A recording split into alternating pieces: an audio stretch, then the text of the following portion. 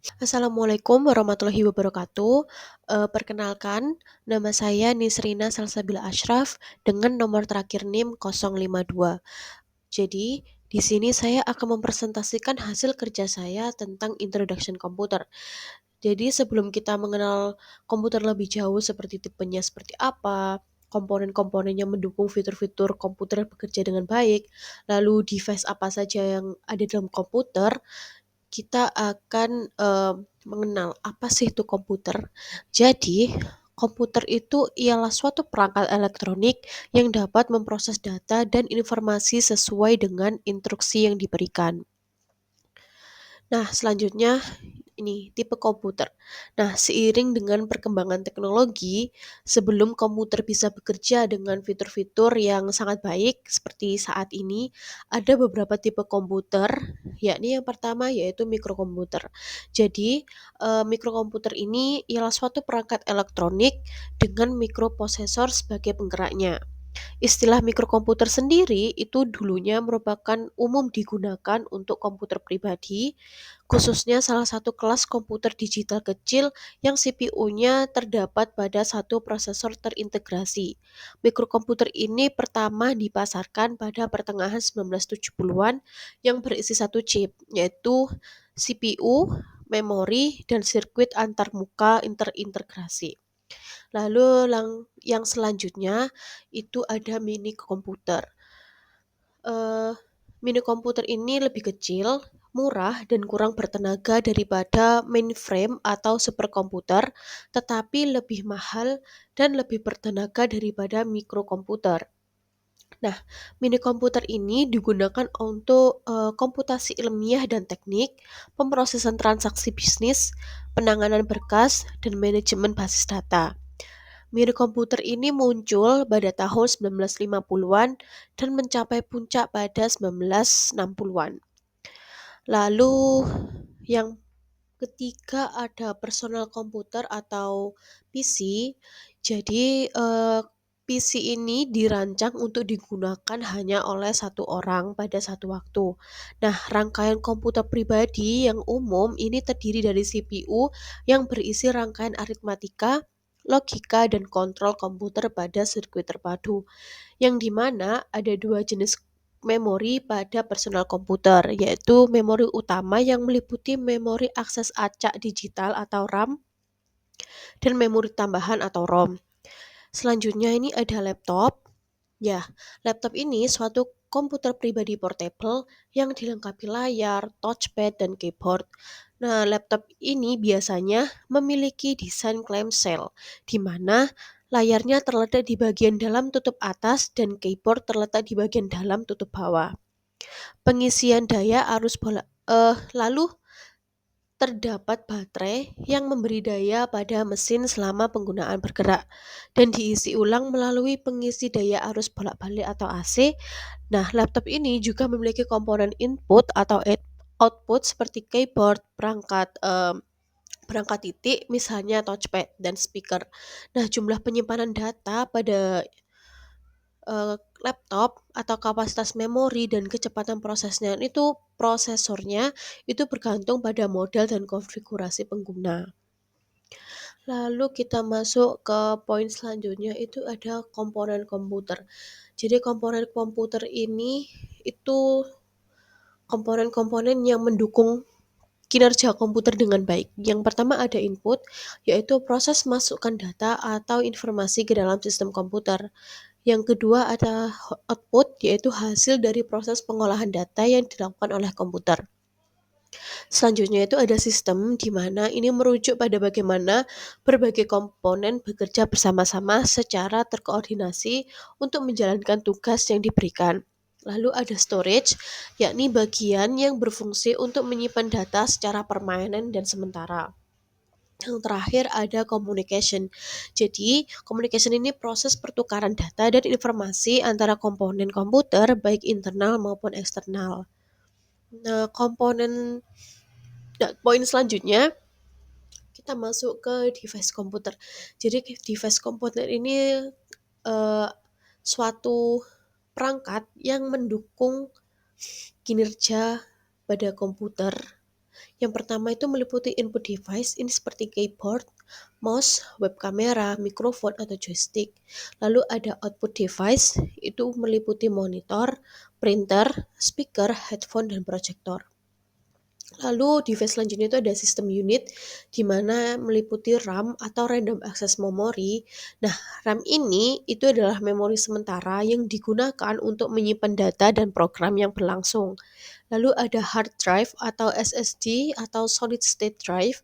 Ini penyimpanan utama yang menyimpan sistem operasi, program, dan data pengguna. Lalu sistem unit selanjutnya ada slot ekspansi. Jadi, slot ekspansi ini memungkinkan pengguna untuk menambahkan kartu ekspansi seperti kartu grafis atau kartu suara. Lalu sistem unit yang terakhir ada optical drive. Jadi optical drive ini berguna untuk membaca dan menulis data dari CD, DVD, atau Blu-ray disc.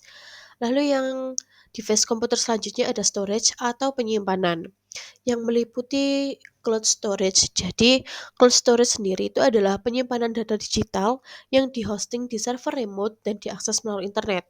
Nah, cloud storage sendiri itu juga memungkinkan akses data dari berbagai perangkat dan lokasi. Kapasitas penyimpanannya juga bervariasi tergantung pada penyedia layanan. Lalu, yang kedua ada memory card. Jadi, memory card adalah perangkat penyimpan portable yang digunakan pada kamera digital, smartphone, dan perangkat elektronik lainnya. Nah, kapasitas penyimpanannya itu bervariasi, mulai dari beberapa megabyte hingga beberapa terabyte. Ukurannya identik kecil dan mudah dibawa. Cuma sayangnya jika dibandingkan dengan HDD dan SSD, kapasitas penyimpanannya lebih kecil. Lalu ada flash drive.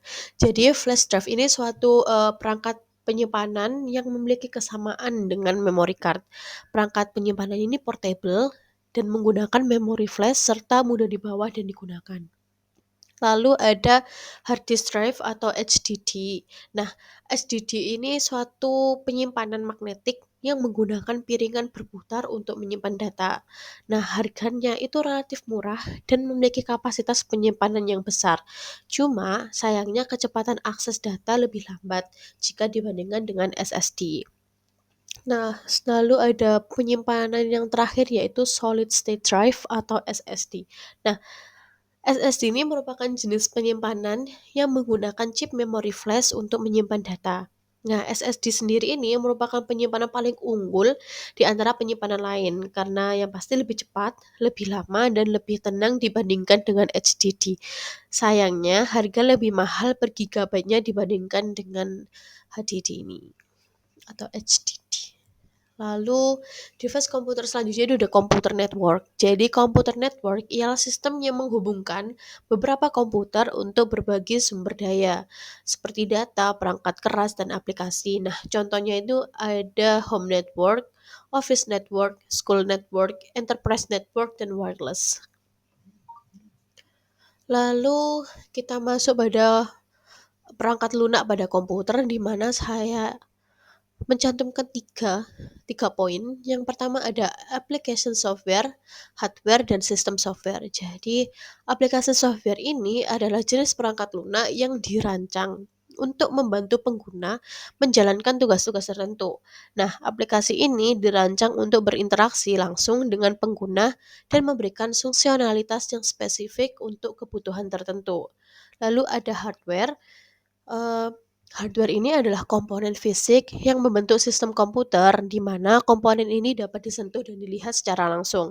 Nah, hardware sendiri ini memungkinkan perangkat lunak untuk beroperasi dan menjalankan fungsinya. Lalu yang terakhir ada sistem software. Jadi sistem software ini adalah jenis perangkat lunak yang dirancang untuk mengelola dan mengoperasikan komponen hardware komputer, di mana sistem perangkat lunak ini bertindak sebagai jembatan antara pengguna dan hardware, yang memungkinkan pengguna untuk berinteraksi dengan komputer dengan cara yang mudah dan efisien. Nah, lalu selanjutnya kita masuk ke Sistem informasi. Jadi, sistem informasi ini memiliki pengertian tersendiri yang merupakan suatu sistem terstruktur yang menggabungkan komponen manusia, teknologi, dan prosedur untuk mengumpulkan, memproses, menyimpan, dan menyebarkan informasi untuk mendukung pengambilan keputusan dan mencapai suatu tujuan. Di mana pada sistem informasi ini memiliki beberapa komponen utama yang meliputi hardware, komponen fisik sistem informasi seperti komputer, server, jaringan, perangkat input atau output, dan media penyimpanan. Yang kedua ada software, yaitu program yang digunakan untuk mengelola dan memproses data, seperti sistem informasi, sistem operasi, aplikasi perangkat lunak, dan basis data. Lalu yang ketiga ada data itu sendiri, yakni fakta mentah yang dikumpulkan, disimpan, dan diproses oleh sistem informasi. Lalu komponen yang keempat ada prosedur. Jadi prosedur ini adalah aturan dan instruksi yang mengatur bagaimana data dikumpulkan, diproses, dan digunakan. Dan komponen yang terakhir itu yakni manusia. Jadi manusia ini sebagai pengguna sistem informasi seperti administrator, analisis, programmer, dan pengguna aktif. Nah, lalu apa sih tujuan dari sistem informasi ini? Jadi, sistem informasi ini memiliki tujuan untuk untuk mendukung pengambilan keputusan, meningkatkan efisiensi dan efektivitas, meningkatkan komunikasi dan kolaborasi, dan yang terakhir memberikan keunggulan kompetitif. Nah, sekian eh, yang bisa saya sampaikan dari presentasi kali ini. Mohon maaf bila ada salah kata atau kekurangan dalam penyampaian. Terima kasih. Wassalamualaikum warahmatullahi wabarakatuh.